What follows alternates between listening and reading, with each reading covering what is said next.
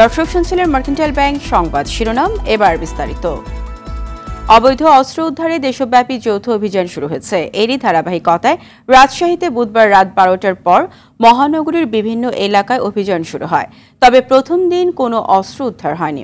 যৌথ বাহিনীর সদস্যরা জানান, অস্ত্র জমা দেওয়া সংক্রান্ত জারি করা নির্দেশনার মধ্যে বিভিন্ন থানা থেকে লুট হওয়া অস্ত্রের পাশাপাশি বৈধ অস্ত্র রয়েছে। এদিকে লাইসেন্সকৃত বৈধ আগ্নেয়াস্ত্র ও গোলা বারুদ জমা দেওয়ার নির্দেশনায় যশোর জেলায় গতকাল রাত 10টা পর্যন্ত 9টি থানায় 200টি অস্ত্র জমা পড়েছে। বিষয়টি নিশ্চিত করেছেন যশোরের অতিরিক্ত জেলা ম্যাজিস্ট্রেট। সরকারি আদেশে অস্ত্র ও লাইসেন্স জমা দেওয়ার নির্দেশনায় মেহেরপুর জেলায় লাইসেন্সকৃত 93টি অস্ত্রের মধ্যে গেল রাত পর্যন্ত 73টি জমা পড়েছে।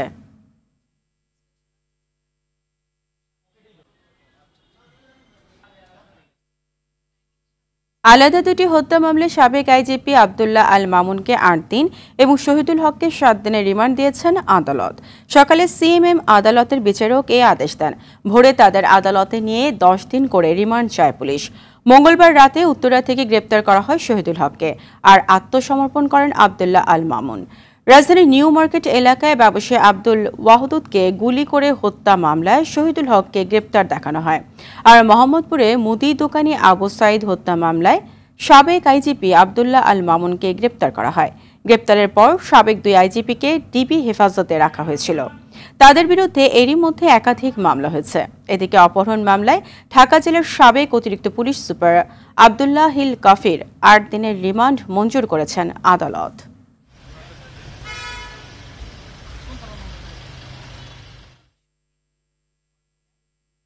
দর্শক, এই বিষয়ে জানাতে মিন্টু রোড ডিবি কার্যালয়ের সামনে থেকে সরাসরি যুক্ত হচ্ছেন ইকবাল অনিক।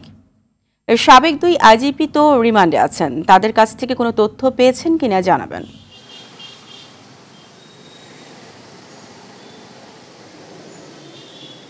ফারিয়া, আপনি যেমনটি বলছিলেন যে সাবেক যে পুলিশের যে 2 ঊর্ধ্বতন কর্মকর্তা রয়েছেন তাদেরকে কিন্তু আজকে আদালত রিমান্ডে দিয়েছেন। রিমান্ড দেওয়ার পর কিন্তু তাদেরকে ডিবি কার্যালয়ে নিয়ে আসা হয়েছে, তাদেরকে কিন্তু জিজ্ঞাসাবাদ করা হচ্ছে। আমরা যদি বলে রাখি যে আমরা সকাল থেকে এই ডিবি কার্যালয়ের সামনে আছি, তো তাদেরকে ভিতরে যেহেতু জিজ্ঞাসাবাদ করছে, এখন পর্যন্ত আমরা সুনির্দিষ্ট কোনো তথ্য জানতে পারিনি। এবং যতটুকু জানতে পেরেছি সেটি হচ্ছে যে যেহেতু গত 1 মাসের যে শিক্ষার্থীদের যে আন্দোলন ছিল সেখানে যে বল প্রয়োগ করা হয়েছিল, বল প্রয়োগ করার কারণে হচ্ছে অনেক হতাহত নিহতর মতো ঘটনা ঘটেছে।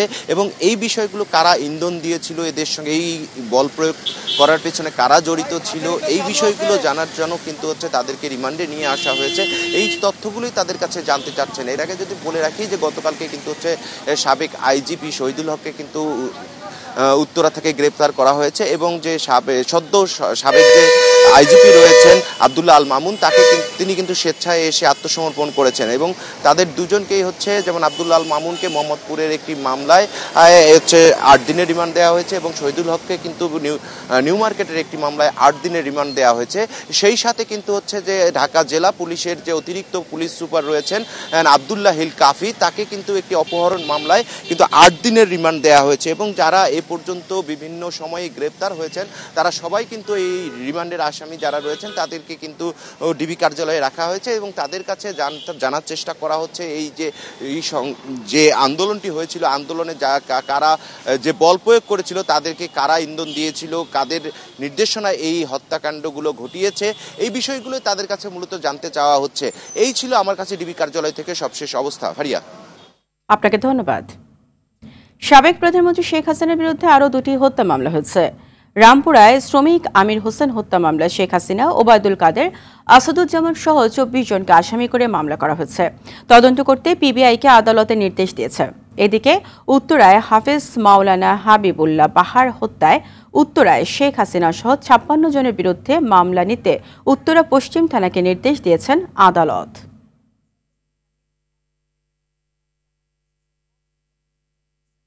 গাজীপুরের কাশিমপুর হাই সিকিউরিটি কেন্দ্রীয় কারাগার থেকে জামিনে মুক্তি পেয়েছেন শীর্ষ সন্ত্রাসী সুইডেন আসলাম। মঙ্গলবার রাত 9টায় তিনি কারাগার থেকে মুক্ত পান। বুধবার সকালে এই বিষয়টি নিশ্চিত করেন কেন্দ্রীয় কারাগারের জেলার লুৎফর রহমান। তিনি বলেন, শেখ আসলামের জামিনের কাগজপত্র কাশিমপুর কারাগারে পৌঁছালে কারা কর্তৃপক্ষ কাগজ যাচাই বাছাই করে রাতেই তাকে মুক্তি দেন। 1997 সালের 23 মার্চ যুবলীগ নেতা গালিব হত্যা মামলায় জামিন পেয়ে কারাগার থেকে মুক্তি পেলেন শেখ আসলাম। 2014 সাল থেকে কাশিমপুর হাই সিকিউরিটি কেন্দ্রীয় কারাগারে বন্দী ছিলেন আসলাম। ডায়মন্ড ওয়ার্ল্ডের ব্যবস্থাপনা পরিচালক দিলীপ কুমার আগরওয়ালকে গ্রেপ্তার করেছে র্যাব। গতকাল মধ্যরাতে রাজধানীর গুলশানে ডায়মন্ড ওয়ার্ল্ড কার্যালয় ঘিরে অভিযান চালিয়ে তাকে গ্রেপ্তার করা হয়। বৈষম্য বিরোধী ছাত্র আন্দোলনের সময় গেল 19 জুলাই বাড্ডা থানা এলাকার হৃদয় আহমেদ নামে এক তরুণকে হত্যার ঘটনায় দায়ের করা মামলায় আওয়ামী লীগের কেন্দ্রীয় শিল্প বাণিজ্য বিষয়ক কমিটির সদস্য আগরওয়ালকে আসামি করা হয়েছে।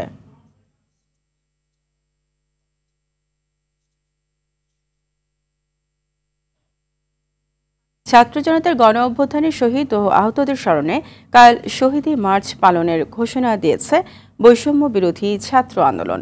দুপুরে ঢাকা বিশ্ববিদ্যালয়ে ছাত্র শিক্ষক কেন্দ্র আয়োজিত সংবাদ সম্মেলনে এই ঘোষণা দেন সমন্বয়করা। আওয়ামী লীগ সরকার বিচার, শিক্ষা ও স্বাস্থ্য ব্যবস্থাকে পুঁজি করে ফ্যাসিজমের প্রতিষ্ঠা করেছে বলে মন্তব্য করেন সমন্বয়ক হাসনাত আব্দুল্লাহ।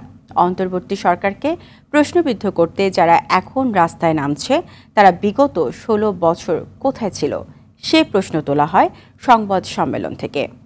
মনস্তাত্ত্বিকভাবে এই দেশের জনগণ আওয়ামী লীগের দুঃশাসন মেনে নিতে বাধ্য হয়েছিল বলে মনে করেন হাসনাত।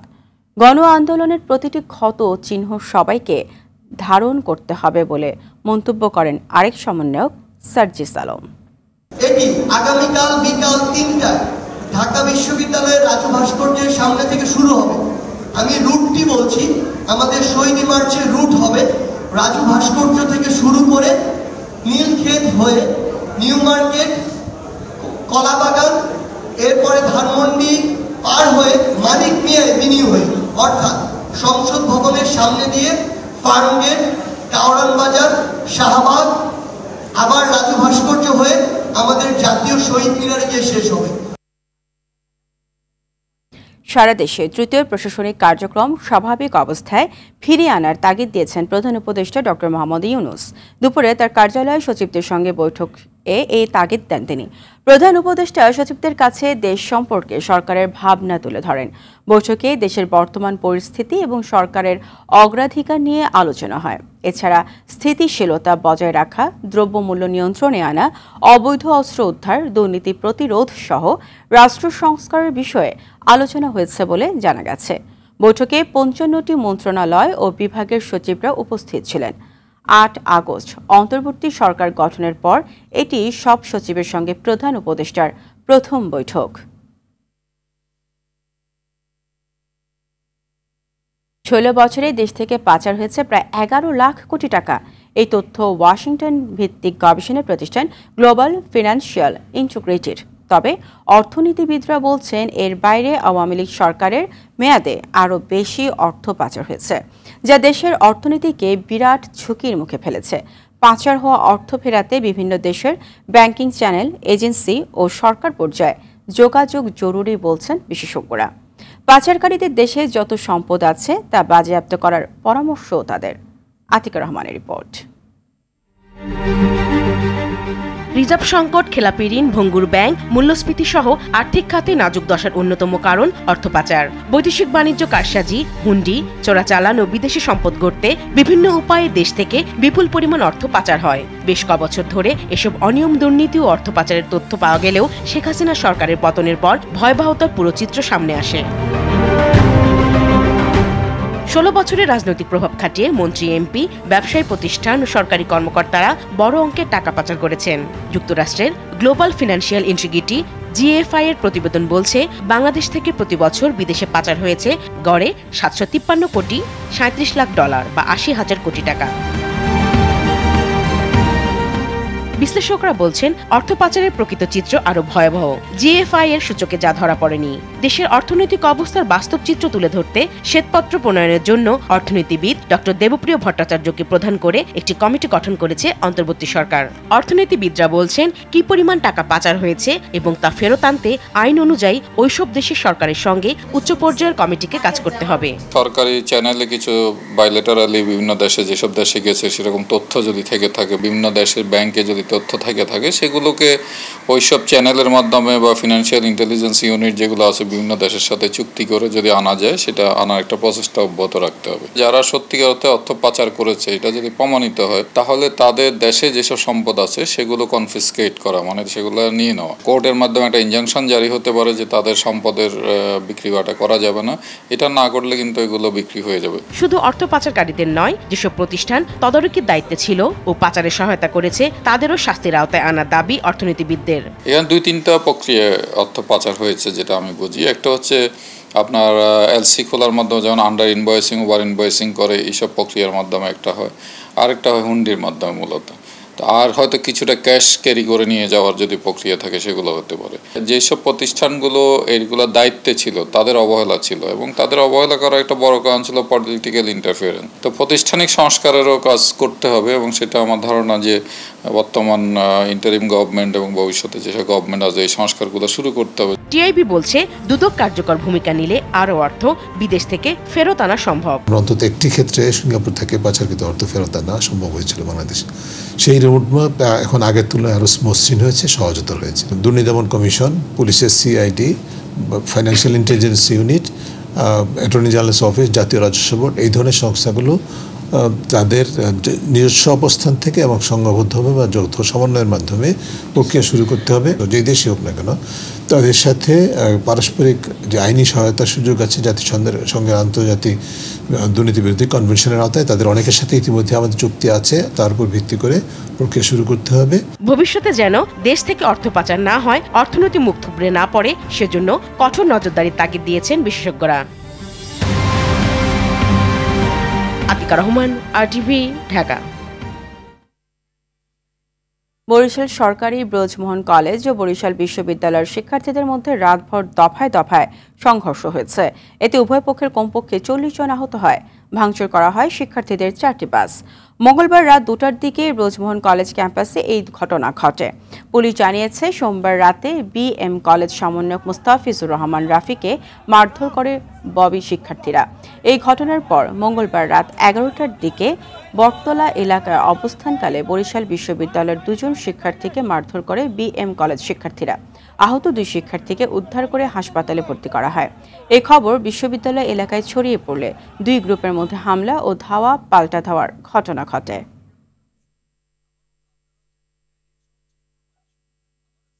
খুলনা মেডিকেল কলেজ হাসপাতালে চিকিৎসা ব্যবস্থা ভেঙে পড়েছে। পালিয়ে বেড়াচ্ছেন হাসপাতালের পরিচালক ডাক্তার গৌতম কুমার পাল। এরই মধ্যে পদত্যাগ করেছেন হাসপাতালের উপপরিচালক ডাক্তার মোহাম্মদ আখতারুজ্জামান। আর 41 চিকিৎসককেও অবাঞ্ছিত ঘোষণা করা হয়েছে। এতে এরকম বন্ধ হয়ে গেছে হাসপাতালের চিকিৎসা সেবা। সকাল থেকে হাসপাতালের বহির্বিভাগ ও আন্তঃবিভাগের অর্ধশত চিকিৎসক অনুপস্থিত রয়েছেন। এতে চরম ভোগান্তিতে পড়েছেন দূর দূরান্ত থেকে আসা রোগীরা। চিকিৎসা না পেয়ে অনেকেই ফিরে যেতে বাধ্য হচ্ছেন।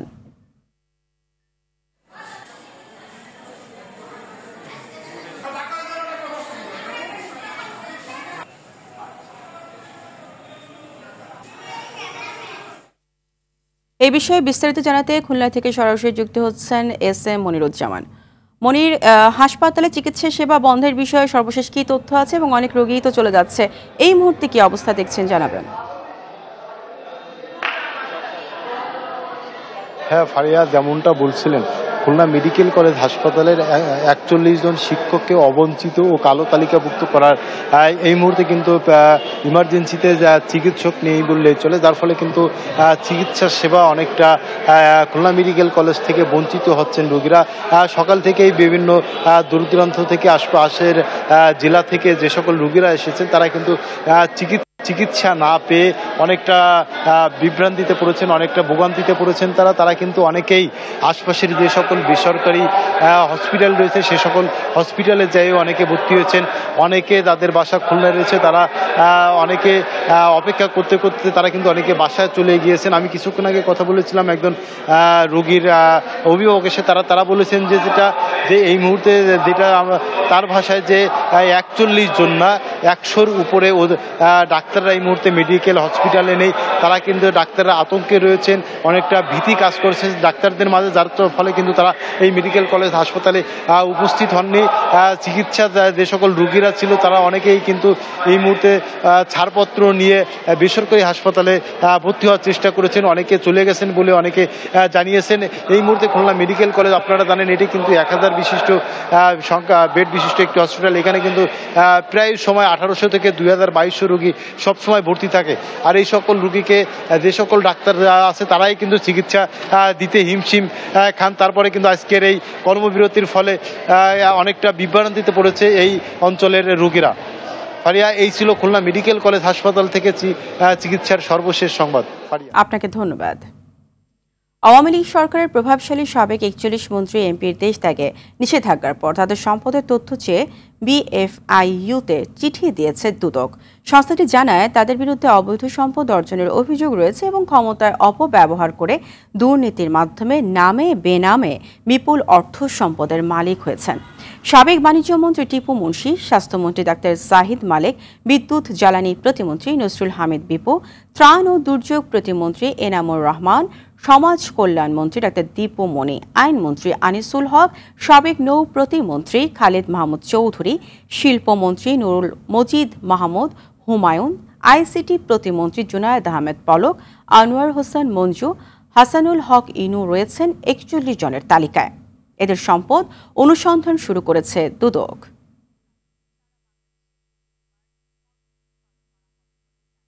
বন্যার পানি কমতে থাকলেও দুর্ভোগের শেষ নেই বানভাসীদের। প্রত্যন্ত এলাকায় খাবার ও বিশুদ্ধ পানির সংকটে রয়েছে দুর্গতরা। ডায়রিয়া সহ পানিবাহিত নানা রোগে আক্রান্ত হচ্ছেন তারা। ফেনীর দাগনভূঞে এখনও পানিবন্দী আছে লাখো মানুষ। দীর্ঘদিন ধরে পানিবন্দী থাকায় ছড়িয়ে পড়ছে নানা রোগ। কুমিল্লার বন্যা পরিস্থিতি আরও উন্নতি হয়েছে, তবে পানি ধীরগতিতে কমায় দুর্ভোগ বেড়েছে। অনেকেই বিধ্বস্ত বাড়ি ঘর পরিষ্কার করে আশ্রয় কেন্দ্র থেকে নিজের ঘরে ফিরেছে। সড়ক থেকে পানি নামায় ভেসে উঠছে গর্ত ও খানাখন্দ। লক্ষ্মীপুরে বন্যার পানি কমলেও বিভিন্ন এলাকায় বাসিন্দাদের দুর্ভোগ বেড়েছে। খাদ্য, বিশুদ্ধ পানির সংকট সহ পয় নিষ্কাশন ব্যবস্থা ও রান্না নিয়ে চরম ভোগান্তির মধ্যে রয়েছেন স্থানীয়রা। তাদের অভিযোগ, বন্যার পানি মেঘনা নদীতে নামার জন্য যেসব খাল রয়েছে তাতে অবৈধ স্থাপনা, ময়লার ভাগাড় সহ নানা প্রতিবন্ধকতায় পানি নামছে ধীরগতিতে।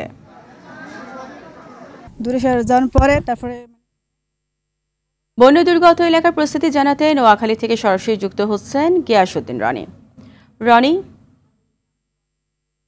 রনি, বন্যার পানি নামতে থাকায় ঘরবাড়ি ও রাস্তাঘাটের পরিস্থিতি কেমন দেখছেন? এছাড়া সেখানে বিশুদ্ধ পানির কি কোনো সংকট দেখছেন কিনা জানাবেন।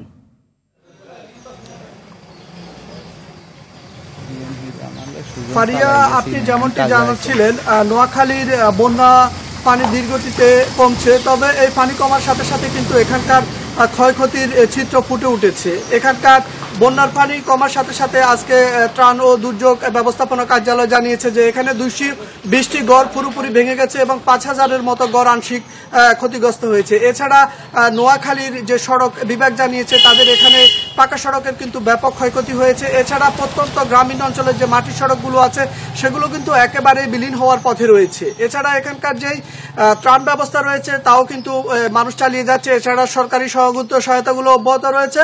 তবে স্থানীয়রা যে দাবি জানিয়েছে যে পানি কমার সাথে সাথে তাদের যে ধীরগতি, এজন্য তাদের যেই বন্যার যে পানি নামছে ধীরগতিতে, এজন্য এখানকার বন্যার সময়টা আরো দীর্ঘায়িত হচ্ছে, যেন তাদের যে ত্রাণটা যেন আরো অব্যাহত থাকে। কারণ অনেকে পানি কমার সাথে সাথে বাড়িতে গিয়েছে, দেখে তাদের বাড়ির পরিস্থিতি দেখে তারা কান্নায় ভেঙে পড়ে। আমরা অনেকের সাথে কথা বলেছি, তারা জানিয়েছে যে তারা বাড়িতে গিয়ে দেখতে পেয়েছে যে তাদের কাঁচা মেঝে, পাকা মেঝে একেবারেই মানে ধ্বংসস্তূপে পরিণত হয়েছে। এই জন্য অনেকে তাদের বাড়িতে গিয়েও আশ্রয় কেন্দ্র থেকে কিন্তু আবার ফিরে এসেছে। তো আমরা এ নিয়ে এখন সংযুক্ত হব নোয়াখালী সুজনের সাধারণ সম্পাদক আবু নাসের মঞ্জুর সাথে। এখানকার নোয়াখালীতে বন্যা পরবর্তী বর্তমান সরকারের অনেক উপদেষ্টা এসেছেন, তারা এখানকার যে পানি নিষ্কাশন ব্যবস্থা এবং বন্যা মোকাবেলায় অনেক কথা বলেছেন এবং আশ্বাস দিয়েছেন। এবং এ নিয়ে আমি এখন তার কাছে জানতে চাইবো যে নোয়াখালীর বন্যা ভবিষ্যৎ নিয়ন্ত্রণে প্রশাসন এবং সরকারের থেকে কি কি ব্যবস্থা নেওয়া হচ্ছে এবং স্থানীয়রা কি দাবি জানিয়েছে। দেখুন, নোয়াখালীতে এমনিতেই হচ্ছে ভাতের প্লেটের মতো, অর্থাৎ নিচের দিকটা নিচু, চারপাশে একটু উঁচু, ফলে এখানে এমনিতেই পানি আসলে পানি জমাট বেঁধে থাকে। তার মধ্যে বড় ধরনের এই দুর্যোগের অন্যতম কারণ হচ্ছে এটি নতুন না, দীর্ঘদিন থেকে এখানে খাল দখলের সংস্কৃতি চলছে। যে যার ইচ্ছে মতো যত্রতত্র এক একটি খালকে গলা টিপে হত্যার মতো বাদ দিয়েছে, কোথাও মাছের ঘের করেছে, কোথাও স্থাপনা তৈরি করেছে, ইভেন সরকারি প্রতিষ্ঠান পর্যন্ত খাল দখল দূষণে মদত দিয়েছে, পৃষ্ঠপোষকতা করেছে, নির্লিপ্ততা দেখিয়েছে। ফলে বছরের পর বছর, যুগের পর যুগ এই অপসংস্কৃতির কারণে, এই দখলদারিত্বের কারণে নোয়াখালীতে আজকে এই স্মরণকালের সবচাইতে ভয়াবহ বন্যা পরিস্থিতি এবং জলাবদ্ধতা। রনি, আপনাকে অসংখ্য ধন্যবাদ, আমাদের সঙ্গেই থাকুন। ডিজিটাল নিরাপত্তা আইনে জামিন পেলেন আরটিভির স্টাফ রিপোর্টার অধরা ইয়াসমিন। সকালে সার্ভার ট্রাইব্যুনাল চট্টগ্রামের বিচারক মোহাম্মদ জহিরুল কবিরের আদালতে তিনি আইনজীবীর মাধ্যমে জামিননামা দাখিল করেন এবং আত্মসমর্পণ করে জামিনের আবেদন করেন। আদালত অধরা ইয়াসমিনকে জামিন দিয়ে পরবর্তী শুনানির জন্য দিন ধার্য করেন। ওই সময় পর্যন্ত অধরা ইয়াসমিন জামিনে থাকবেন বলে জানিয়েছেন তার আইনজীবী অ্যাডভোকেট মোহাম্মদ আশরাফ হোসেন চৌধুরী রাজ্জাক। রাজধানীর রাজারবাগ দরবার শরীফের পীর দিল্লুর রহমান ও তার সিন্ডিকেটের বিরুদ্ধে মামলাবাজি, সারা দেশে অসংখ্য মানুষকে হয়রানি, জমি দখল সহ বিভিন্ন অপরাধের অভিযোগ নিয়ে প্রতিবেদন করেন অধরা ইয়াসমিন। এতে ক্ষিপ্ত হয়ে 2023 সালের 13 মে তার বিরুদ্ধে ডিজিটাল নিরাপত্তা আইন 2018 এর 24, 25 ও 29 ধারায় মামলাটি করেন রাজারবাগ পীর সিন্ডিকেটের অন্যতম হোতা শাকিরুল কবির। আমার ক্লায়েন্টের বিরুদ্ধে যে মামলাটা করেছে তা হয়রানিমূলক মামলা। উনি লিস্ট করতে গিয়ে অ্যাকচুয়াল লিস্টটা করেছেন, কিন্তু উনি হয়রানিমূলক মামলাটা করেছেন। আদালত মামলা আসার আগে এটা কিন্তু ইনভেস্টিগেশন, এটা যে ফেক এবং ফলস ফ্যাব্রিকেটেড যে মামলা, এটা কিন্তু প্রমাণিত হয়েছে। টাঙ্গাইলের মির্জাপুরে আধিপত্য বিস্তার নিয়ে বিএনপির দুই গ্রুপের মধ্যে সংঘর্ষ হয়েছে। এতে উভয় পক্ষের অন্তত 10 জন নেতাকর্মী আহত হয়েছে। মঙ্গলবার রাতে মির্জাপুরের গোড়াই শিল্পাঞ্চল এলাকায় গোড়াই ফ্লাইওভারের নিচে সংঘর্ষ হয়। পরে সেনা ও পুলিশ সদস্যরা ঘটনাস্থলে গিয়ে পরিস্থিতি নিয়ন্ত্রণে আনে। স্থানীয়রা জানায়, গার্মেন্টস ও অন্যান্য শিল্প কারখানা নিজেদের দখলে নিতে কেন্দ্রীয় বিএনপির শিশু বিষয়ক সম্পাদক আবুল কালাম আজাদ সিদ্দিকী গ্রুপ ও জেলা বিএনপির সাবেক সদস্য ফিরোজ হায়দার খান গ্রুপের সদস্যদের মধ্যে সংঘর্ষ হয়। এতে 10 জন আহত হয়। এই সময় 3টি মোটরসাইকেল পুড়িয়ে দেওয়া হয়।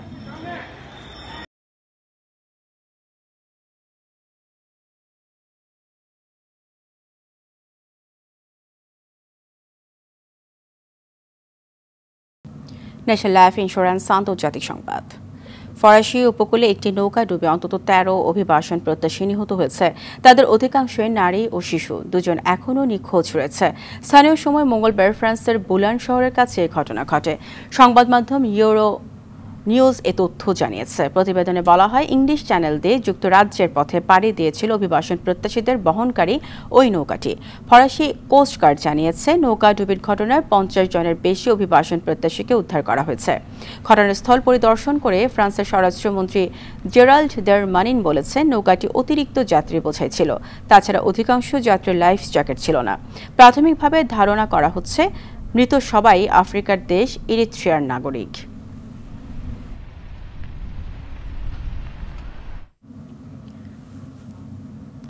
কলকাতায় চিকিৎসক ধর্ষণ ও হত্যার বিচার দাবিতে আজ ঘরে ঘরে আলো নিভিয়ে দীপ প্রজ্বলন কর্মসূচি পালনের ডাক দিয়েছে জুনিয়র চিকিৎসকরা। এদিন রাজ্যের মোড়ে মোড়ে প্রতিবাদ কর্মসূচি পালন করবে বিজেপিও। এর আগে মঙ্গলবার দিনভর বিক্ষোভ মিছিলে উত্তাল ছিল কলকাতার রাজপথ। ধর্ষণের ঘটনায় জড়িতদের শাস্তির দাবি জানানো হয় মিছিলে। পশ্চিমবঙ্গের মুখ্যমন্ত্রী মমতার পদত্যাগ দাবিতে প্রতিবাদ মিছিল করেছে বামফ্রন্ট। এই সময় ঘটনার সুষ্ঠু তদন্তের মাধ্যমে অবিলম্বে দোষীদের খুঁজে বের করে শাস্তির দাবি জানানো হয়।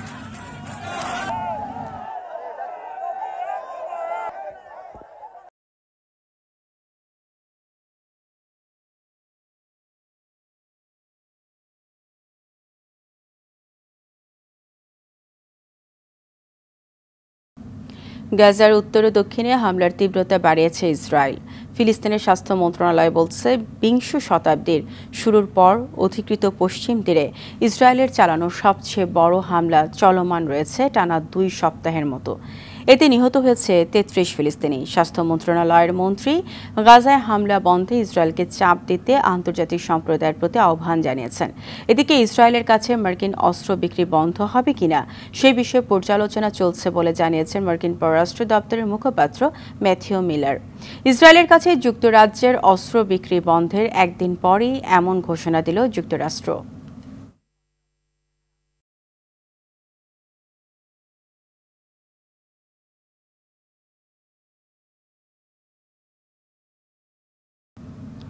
খেলার সংবাদ, ক্রিকেট। পাকিস্তানের বিপক্ষে ঐতিহাসিক টেস্ট সিরিজ জয়ের পর আজ দেশে ফিরছে বাংলাদেশ দল। 2 ভাগে ভাগ হয়ে দেশে ফিরবে শান্তরা, তবে ফিরছেন না সাকিব আল হাসান। পাকিস্তান থেকে কাউন্টি ক্রিকেট খেলতে ইংল্যান্ড যাওয়ার কথা রয়েছে মিস্টার 75-এর। প্রথম ধাপে ফেরা ক্রিকেটাররা বাংলাদেশে নামবে বুধবার রাত 11টায়। এরপর রাত 2টায় পরের ধাপে আসা ক্রিকেটারদের দেশে ফেরার কথা। এদিকে দেশে ফিরে লম্বা ছুটি পাচ্ছে না জাতীয় দল।